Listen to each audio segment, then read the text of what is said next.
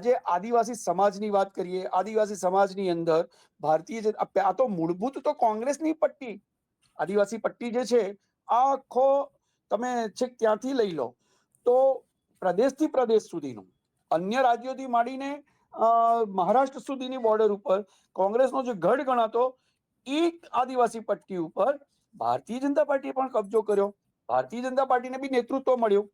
હવે આપના બે ત્રણ નેતાઓ એ પટ્ટી ઉપર મજબૂત પકડ જમાવીને બેટા, એમાં ડેડિયાપાડાના વિસ્તારમાંથી એકલા ચૈતર વસાવા છે. ચૈતર વસાવાની અંદર કદાચ એવું કહેવાય છે કે ભારતીય જનતા પાર્ટીને જીતના ઘણા ગુણો દેખાયા. લડાયક વૃત્તિ છે, મારફાડ કરવું છે, એ તરત જ બોલી ઉઠે છે, ઉગ્ર થઈ જાય છે, આદિવાસીઓ માટે ગમે તે કરવા તૈયાર થઈ જાય છે. મનસુખભાઈને 7 ટર્મ આપી છે, પણ મનસુખભાઈ પણ એમનું બી ખેડાણ તો હશે જ ભારતીય જનતા પાર્ટીમાં, પણ ઇન્ટરનલ સેટિંગ શું છે એ હજુ આજ દિન સુધીના આદિવાસી પટ્ટી સમજી નથી શકતી. અત્યારે જે લડાઈ છે એ માત્ર ભારતીય જનતા પાર્ટીને આપ વચ્ચે નથી, મનસુખભાઈ વસાવા અને ચૈતરભાઈ વસાવા વચ્ચે પણ છે. મનસુખભાઈ વસાવા અને ચૈતરભાઈ વસાવા બંને આદિવાસી સમાજમાંથી આવે છે. આ સમાજ કોણ છે? કચડાયેલો વર્ગ છે, શોષિત વર્ગ છે. તમે હિસ્ટ્રી ચકાસી જો સાહેબ, આપણે